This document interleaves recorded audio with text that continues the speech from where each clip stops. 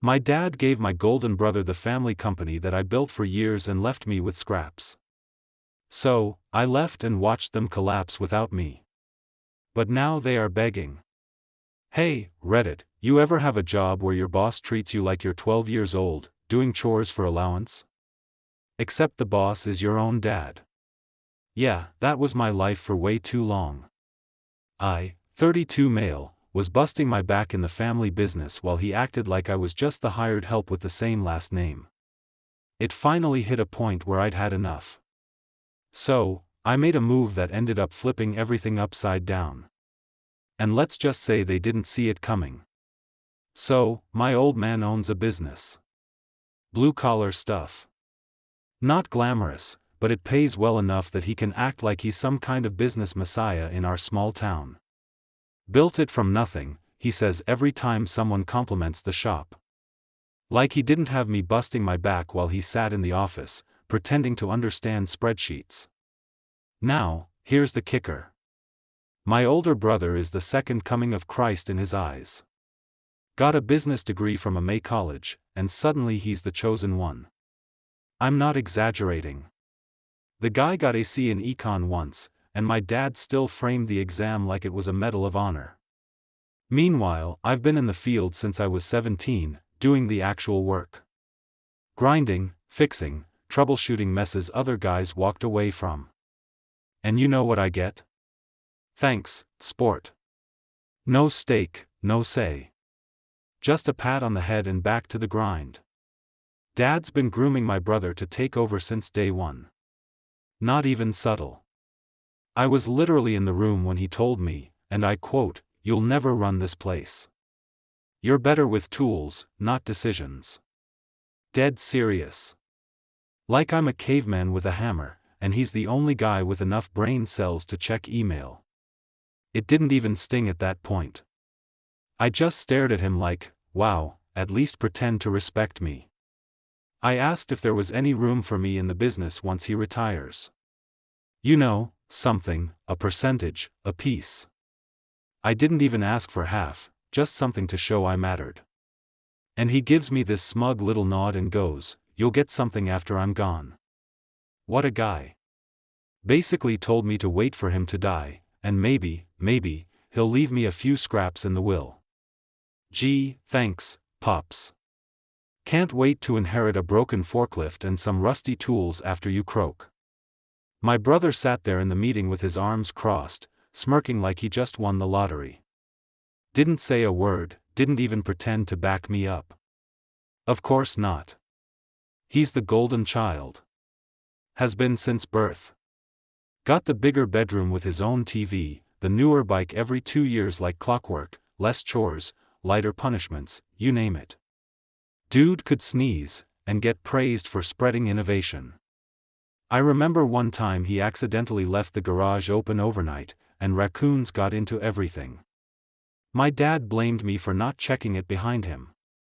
Another time, he crashed Dad's pickup truck into a tree in the driveway, and somehow I got yelled at for not warning him about the road being slippery. Like, what was I supposed to do? Salt the whole neighborhood? That kind of golden.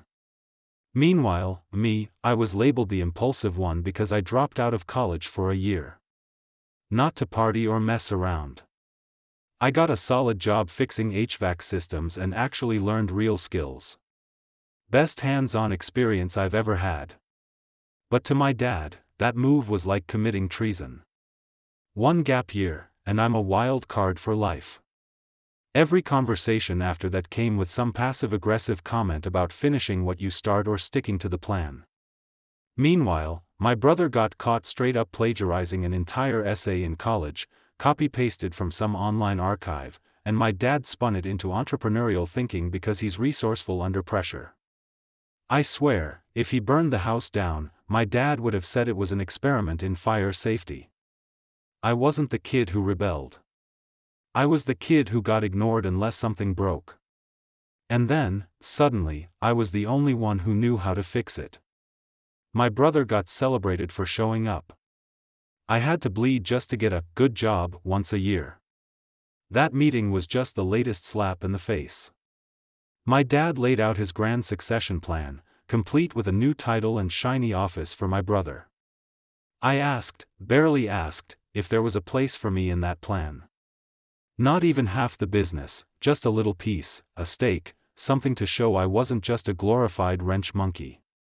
And what did I get? You'll get something after I'm gone. So, yeah, after that little heart-to-heart about how I was basically a glorified temp worker in my own family's company, I hit my limit.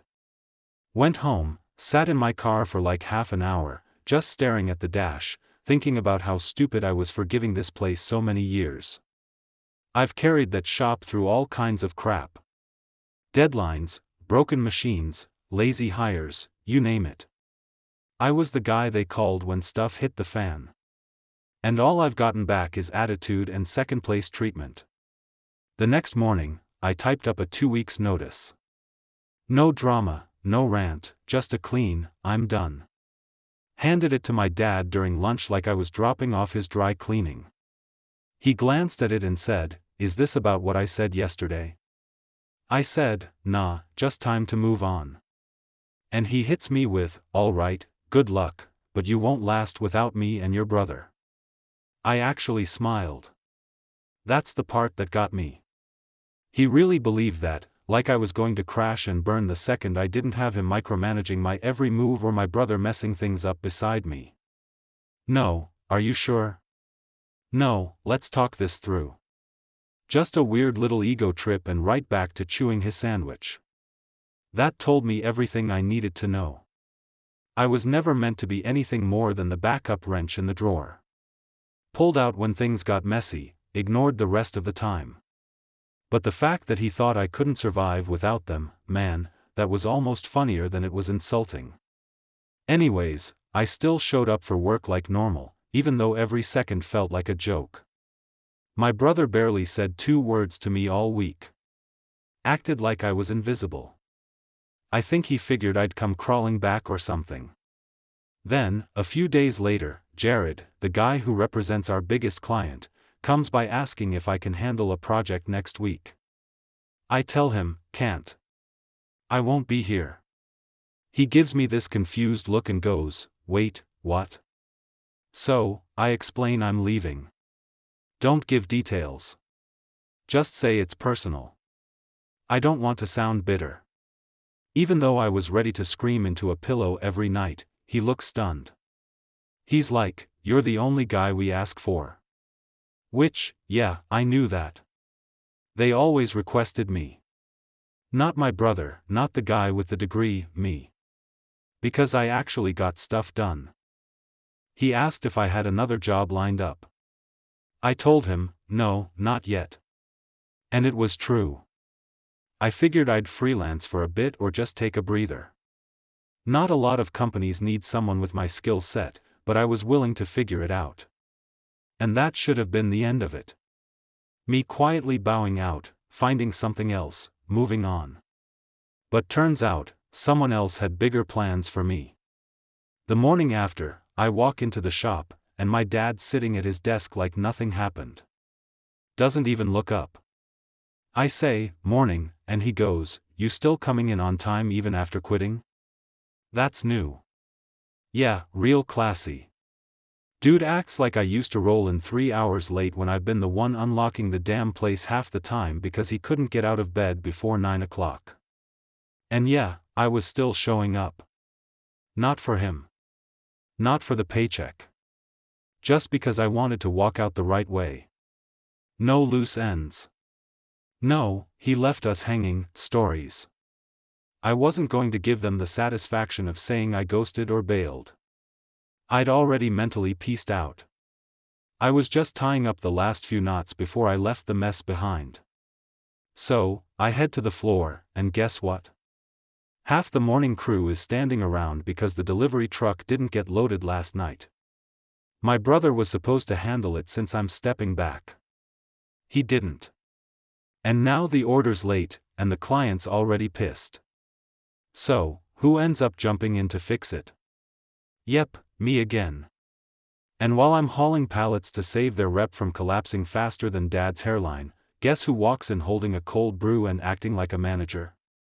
Let's make sure this doesn't happen again, my brother says. No, sorry. No, thanks for covering. Just that smug, I watched a TED Talk tone he uses when he's trying to sound like a leader. I stare at him. Yeah, maybe try loading it next time instead of delegating to the void. He blinks, doesn't respond, just turns around and walks off to review numbers, which I'm 100% sure means scrolling LinkedIn and pretending he's networking. Then, this is gold. Around lunch, my dad finally calls me into his office. Big man wants to chat, so I sit down, arms crossed, already bracing for a guilt trip. He opens with, "So, I thought about your decision to leave, and I'm willing to raise your pay." I raise an eyebrow. "Oh, yeah? What's the offer?" $1.50 more an hour, he says, dead serious. Leans back like he just offered me stock in Tesla. I actually laughed. Couldn't help it. That's what you think I'm worth after all these years? He frowns like I just insulted him. It's a good rate. Most people your age aren't making that kind of money. Brother, I'm not most people. I'm the one your biggest client specifically asks for. I'm the one who trained half your staff. I'm the one who made you look like a genius while you sat in your office watching old car restoration videos and pretending to do payroll. I didn't say all that, obviously. Just stood up, said, "I'll pass," and walked out. Next day, chaos. Jared shows up around 10 a.m., already looking annoyed. I guess he was told the install was on track. Except it wasn't.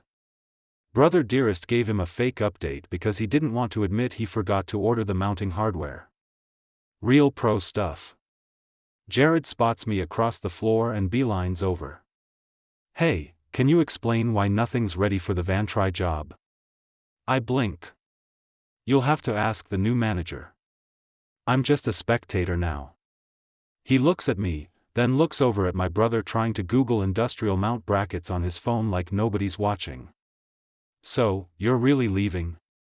Jared asks, quieter. "Yeah, Friday's my last day." He nods slowly. "Where to?" I shake my head. "No clue. Might take a break." That man paused like he just found out his dentist was quitting mid-root canal. "You're the only reason we kept the contract this long. Just saying." That felt good. Not even going to lie. And that's when the twist came. Jared's boss, never met him before, shows up. Real serious guy, clean suit, clipboard, the whole vibe. Spends 10 minutes watching the floor, checking equipment, then pulls me aside. "Mind if I ask you a question?" he says.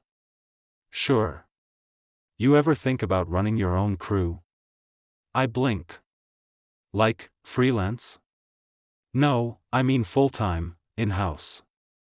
We've been thinking of internalizing this operation, but we've had trouble finding someone who knows the work and can manage people. You come highly recommended." I just stood there. Jaw probably on the floor. I hadn't even looked for a job, and this guy's offering me one on the spot. He tells me to think about it. Gives me a rough figure. Spoiler, it's more than I've ever made in my life. Plus, office, benefits, equipment, budget, the works. I didn't say yes, not yet. Still had 2 more days on the clock, and I wasn't going to give my dad the satisfaction of saying I quit early. But, oh man, my brain was already packing my mental boxes. That afternoon, my dad walks by the loading area and sees me talking to Jared and his boss. Doesn't ask what's up, doesn't even pause. Just gives me a look like I'm wasting company time chatting. I should have said something. I should have told him that guy's offering me a real future while you're still handing out nickels and calling it a raise. But, nah, I just smiled. Let him be ignorant. He thinks I'm just some angry quitter. In reality, I'm the guy his clients want to hire away. That night, I got home, cracked open a soda, and stared at my phone for like an hour. Didn't even open apps. just sat there thinking. They don't know it yet, but they're about to feel what it's like when the spare son walks away. And this time, I'm not coming back. So, Friday rolled around, my official last day. I came in early, not because I wanted to impress anyone, but because I had one last thing to finish. The Vantry order was still a mess. And I was the only person who even knew where half the supplies were. Could have let it crash and burn. But I had one rule: if my name's attached, it doesn't go out half done. I finish clean so nobody gets to say I was the problem. Of course, my dad didn't say a word. Not even a thanks, not a handshake, not even a fake good luck. He just walked past me in the morning like I was air and told the receptionist to get coffee for the team, which apparently didn't include me anymore. Not that I was expecting anything different. At this point, if the building was on fire and I was holding the extinguisher, he'd still hand it to my brother and tell me to step aside. My brother, by the way, spent the entire day fumbling through a phone call with another client, pretending he knew what they were talking about. I overheard him telling them the install time would probably be standard. What does that even mean? Standard like last month's job that took 3 days longer because he forgot to measure the bracket space? Or standard like he makes up numbers and hopes no one notices?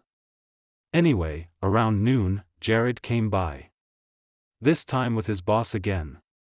No clipboard today, just a folder and a smile. "Got a minute?" he asked. I wiped my hands on a towel, nodded, and followed him out to the lot. His boss handed me the offer in writing. 3-year contract, salary that almost made me laugh out loud. Bonus structure, benefits, my own budget, an office. Yes, again, with the mini fridge. They even added a line for me to approve the hiring of 2 techs under me. I didn't hesitate. Signed right there on the hood of my truck. Not a single pause. Not a single, but what about my family, or, is this fair to my dad? They made it crystal clear, I was disposable to them. So now they get to see what happens when the extra walks away with the client that kept their business floating. And don't get it twisted. I didn't steal anyone. Jared came to me. They needed someone who knew what they were doing. I just happened to be the only one who fit that bill. I walked back inside with my signed copy still in my hand. Didn't hide it.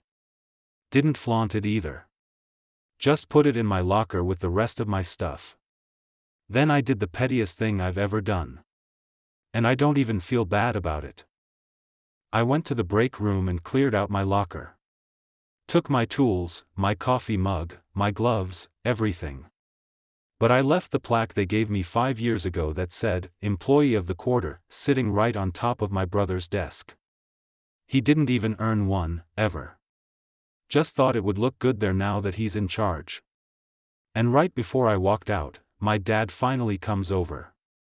No greeting, just that annoyed, tight-jawed look he does when he realizes he can't fix something with fake authority. "So, you're really doing this," he says, arms crossed. I blink at him. Doing what, exactly? You know what I mean. Leaving. Taking the client. I smiled. I didn't take anything. They offered. You said I wasn't leadership material. They disagreed. He opened his mouth to say something, but I cut him off. You made your choice, Dad. You wanted one son to run the place and one to follow orders. Looks like the follower got promoted elsewhere. And then I walked out. Didn't wait for a response. Didn't care. By Monday, I was in my new workspace. Air conditioning, my name on a door, brand new tools, assigned parking. The 2 guys I hired actually showed up on time and asked me for instructions without rolling their eyes or acting like they knew better. It was weird being respected. Jared came in midweek just to check in. He shook my hand and said, "Glad we got you."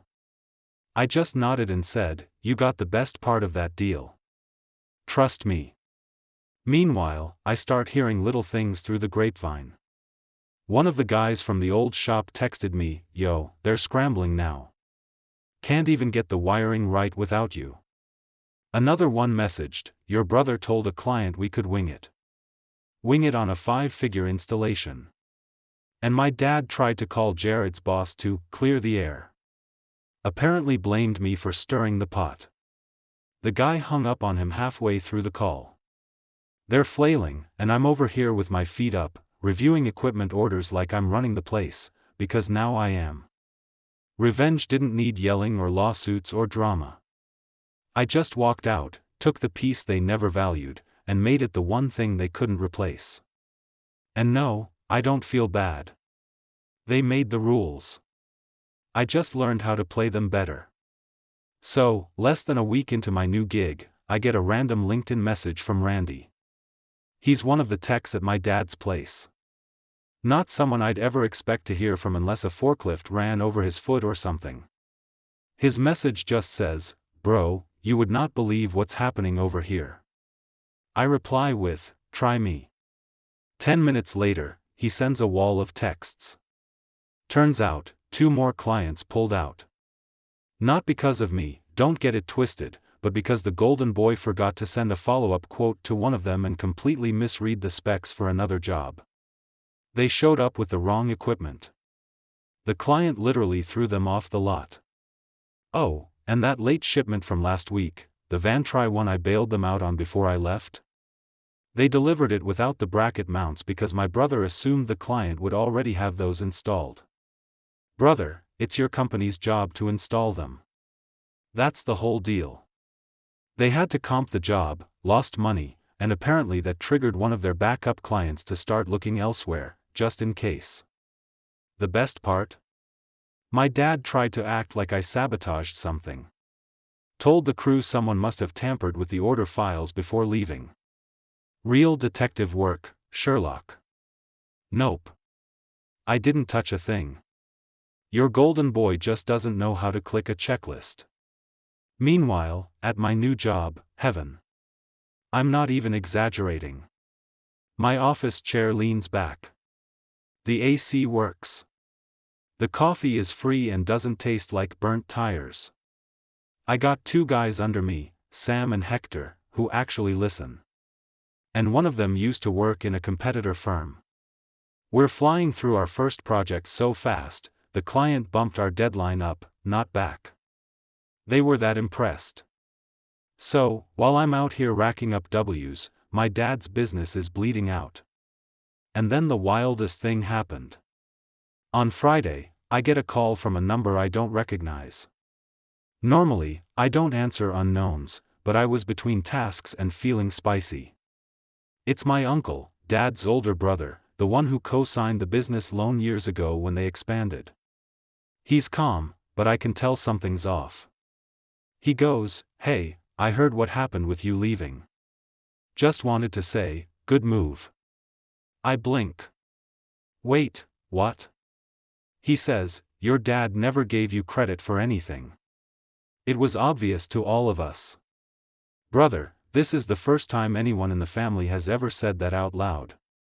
He tells me he got looped into a meeting earlier that week where my dad basically tried to beg for help, financial help. Says they're down 3 clients, and cash flow's disrupted. In normal human speak, they're broke.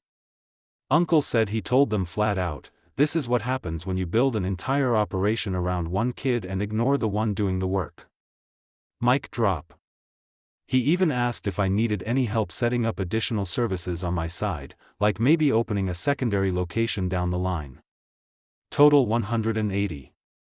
Guy was ready to back me now. I thanked him and told him I was good for now. But yeah, that call stuck with me. Anyway, back to the firestorm. That Monday, I get another message, this time from Lena, the front desk girl from my dad's company. She's quitting. Wants to know if I'm hiring. Apparently, my brother tried to shift blame for one of the client losses onto her. She found out he told the client she forgot to confirm the delivery when he's the one who deleted the email thread by accident. He even tried to offer her a write-up to make it go away. So, now they're down another employee. And then came the plot twist of all plot twists. I get a text from Jared. He sends me a screenshot. It's an email from my dad to Jared's boss, and it's wild. He accuses me of poaching the client, says I used inside access to manipulate client relationships, and finishes it off by demanding compensation for loss of revenue due to employee misconduct. I nearly dropped my phone laughing. First off, I didn't poach Jack. They came to me. Second, nothing was underhanded. Unless being better at your job than your replacement is a crime now. I called Jared immediately. He picks up, laughing.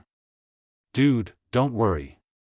My boss read that, shook his head, and flagged it. You're solid. I said, did he actually write that with a straight face? Apparently, he even CC'd your brother, like that made it more legit. Then Jared hit me with the kicker. My boss replied with one sentence, we do not negotiate with incompetence. I'm not making that up. It was glorious. By Wednesday, Randy tells me they've officially started layoffs, quiet ones, trying not to trigger panic. First 2 guys gone were from the install team. One of them was the guy who trained my brother. The irony is poetic. I should feel something, right? Sadness, maybe? Guilt? Nope. Not a drop. They made me feel small, invisible, replaceable. Now, they're the ones getting replaced. And I haven't even broken a sweat. It didn't just stop there. The news kept raining in, and it didn't trickle in. It dropped like a damn safe. I was working through a supply order when Jared knocks on my office door with his phone in his hand. He's got this half grin like he just read something juicy. You're going to want to see this, he says. He hands me his phone. It's a forwarded email chain between a local subcontractor and a few clients that used to work with my dad's company. The subcontractor CC'd my dad and brother, and now their firm's getting reported for fraud.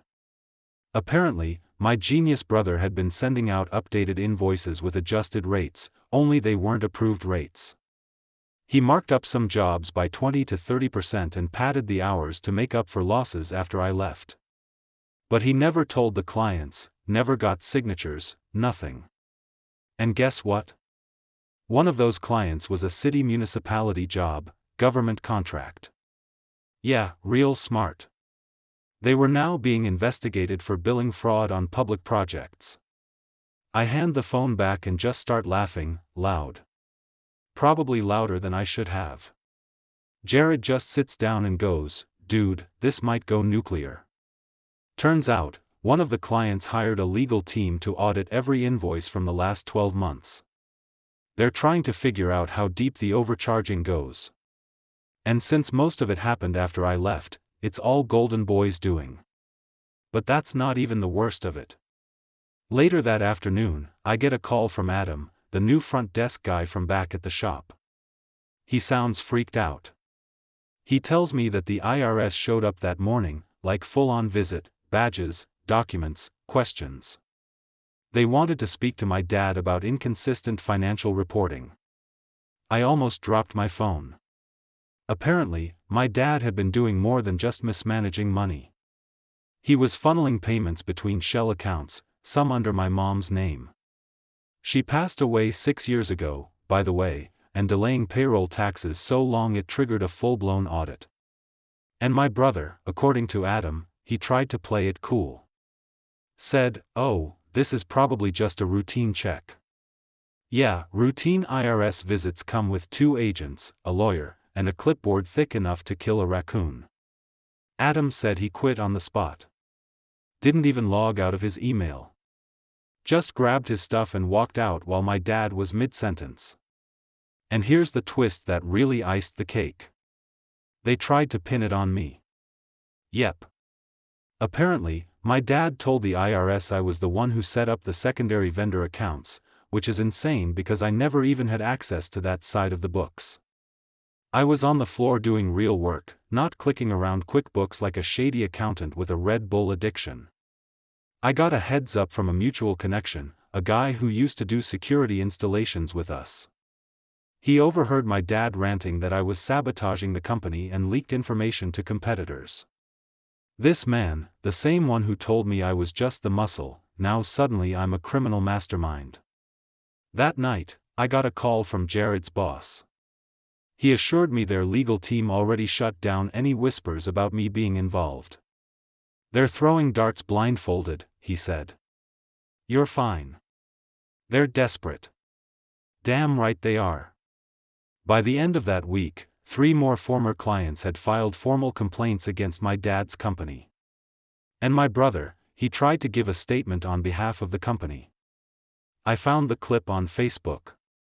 35 seconds of him stuttering through corporate buzzwords while dodging every actual question. One lady in the comments wrote, "Why does this dude blink like he's being held hostage?" I laughed so hard I almost fell off the couch. And me, I was eating takeout in a clean office with zero stress while watching them burn the business down like they were speedrunning financial ruin. No pity, no guilt. They picked their favorite son, put him in charge, let him screw it all up. Now they're paying the price, literally. And best believe I'm not done watching, because the next thing was them coming at my office door. It started with a knock on the glass. I was in my office going through supply chain estimates for the quarter, sipping on a coffee that didn't taste like it was filtered through regret. I looked up, and there they were, my dad and my brother, standing just outside the main doors of my building, wearing that weird mix of trying to look professional and barely holding it together. I didn't move. Watched them through the glass like 2 stray dogs who wandered into a steakhouse. My brother looked fidgety, sweating even though it was barely 70 out. My dad had that fake calm face, the one he used whenever he was about to lie through his teeth. I took another sip. Then I got up, buzzed them in through reception, and leaned back in my chair like I wasn't about to watch a live episode of their downfall. They stepped in, awkward, like middle school kids walking into the wrong classroom. "Nice place," my dad said, eyes scanning the room. I didn't respond, just stared.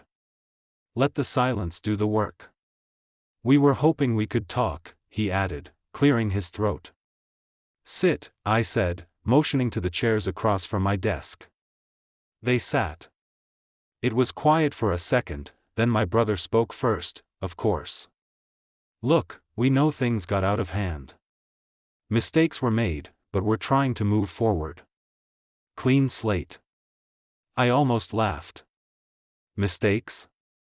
I leaned forward. "You mean the fraud investigation? The fake invoices, the shell accounts, or the part where you tried to blame me for it?" My dad winced. My brother flinched. "All right," Dad said, holding up a hand. "I'll admit we were in a bad spot, but we thought we could manage it, and then things escalated faster than expected." I stared at him. This man who once told me to stay in my lane, who said I wasn't fit to lead, now sitting across from me, coat wrinkled, face pale, eyes begging. "You're not managing anything," I said.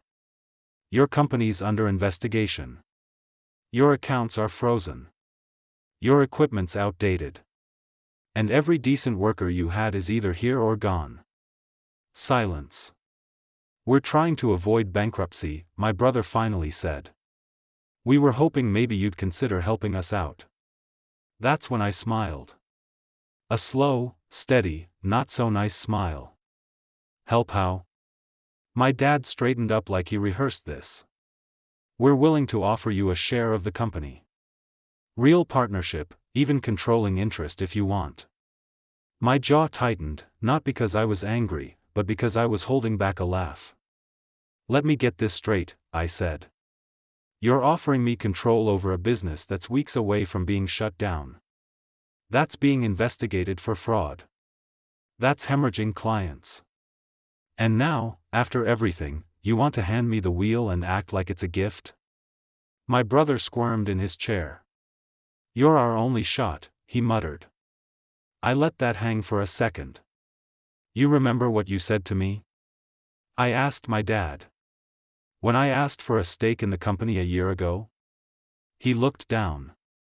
You said I'd get something after you died, I said. So, what's changed? You still alive, right? Don't be petty, my dad snapped, finally showing some fire. This is serious. I stood up slowly, walked to the window, looked out over the parking lot, the clean lines, the organized crew working below, my operation, my rules. You called me selfish, I said quietly. Told me I wasn't leadership material. You gave the golden child the kingdom and told me to sweep the floors. You treated me like a backup plan, and now that the plan failed, you come running to the guy you ignored. No one responded. I turned back to them. My dad's face was red now. My brother looked like he wanted to sink into the floor. You two made this mess, I said. And now you're asking the guy you discarded to fix it. You don't have to fix it, my brother said quickly. We just need help stabilizing, a loan, maybe a temporary contract, or just referrals. I held up a hand. Stop. They both shut up. You came here hoping I'd save you, and I could. I have the money, the resources, the network. I could throw you a line, and maybe you'd stay afloat. Their eyes lit up for a second. But I won't. Their faces dropped like bricks. You don't deserve it, I said. You didn't just push me out. You tried to erase me. Then, when everything fell apart, you blamed me like some bitter Hail Mary. You tried to destroy me, and now you want me to rebuild you? I stepped forward, hands in my pockets. You want a clean slate? Get in line. That's not how it works anymore. You burned that bridge with gasoline and danced on the ashes. My dad opened his mouth. I didn't let him speak. I didn't build this place to throw lifelines to people who buried me. I walked back to my desk, sat down, and stared them down. You can leave now. They sat there for a second, stunned. Then they stood up slowly. No fight, no argument, just shame. My brother looked at me one last time. You really won't help us? I stared right at him. I did help, I said, by leaving. And with that, they walked out. No handshake, no goodbye, just the soft click of the glass door closing behind them. I sat there for a while after, not thinking, not celebrating, just sitting. It wasn't about revenge. Not really. It was about finally being in a place where I didn't need them to acknowledge my worth because I built something without them, and that's what killed them most. The black sheep had become the wolf.